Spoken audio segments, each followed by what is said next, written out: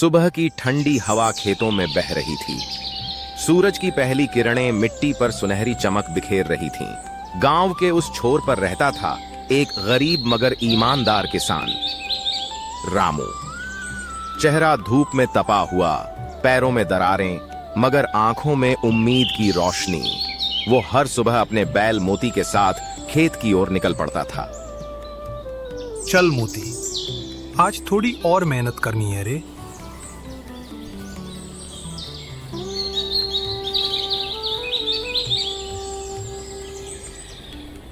घर पर उसकी पत्नी गीता चूल्हे में आग जलाती और उसका छोटा बेटा सोनू मिट्टी के खिलौनों से खेलता रहता।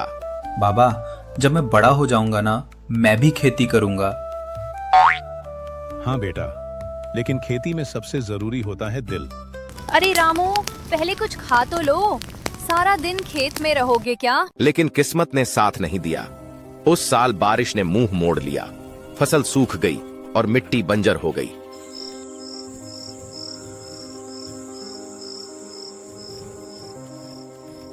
रामू, अब या तो पैसा दे या अपनी जमीन छोड़ दे। रामू ने आंसू पी लिए, कुछ नहीं कहा। रात को वो अकेला खेत में जाकर बैठ गया। हे भगवान, बस एक मौका दे दे, मैं हार मानने वालों में से नहीं हूं। अगली सुबह उसने एक फैसला लिया। अपनी जमीन खोकर भी वो हिम्मत नहीं हारा। पुराने कपड़ों में एक झोला और लाठी लेकर वो शहर की बस में बैठ गया। एक दिन लौटूंगा, अपनी मिट्टी में फिर बीज बोऊंगा।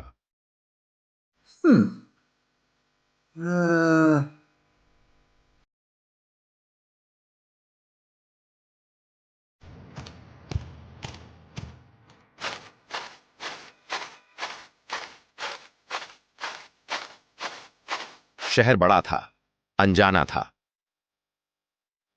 रामू ने मजदूरी से शुरुआत की और फिर एक छोटा सा चाय का ठेला लगाया, रामू टी स्टॉल। भैया, आज चाय मुफ्त है, बस बताना कैसी लगी।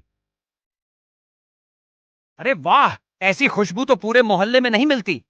धीरे धीरे उसकी ईमानदारी और चाय की खुशबू ने सबको अपना बना लिया। दिन सालों में बदल गए और वो छोटा स्टॉल अब 2 दुकानों में बदल गया। रामू अब अमीर हो चुका था, मगर दिल अभी भी गांव की मिट्टी में बसा था।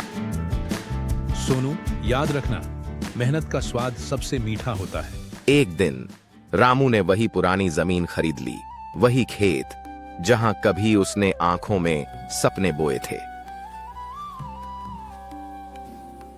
देखो रामू, ये मिट्टी फिर से हमारी है। गीता, अमीरी पैसों से नहीं, हिम्मत से होती है। अब सोनू बड़ा हो चुका था। वो अपने पिता के साथ वही खेत जोत रहा था। मोती बूढ़ा हो गया था, मगर अब भी साथ था। सूरज की सुनहरी रोशनी खेतों पर बिखर रही थी और हवा में फिर वही सौंधी खुशबू थी। Please like the videos.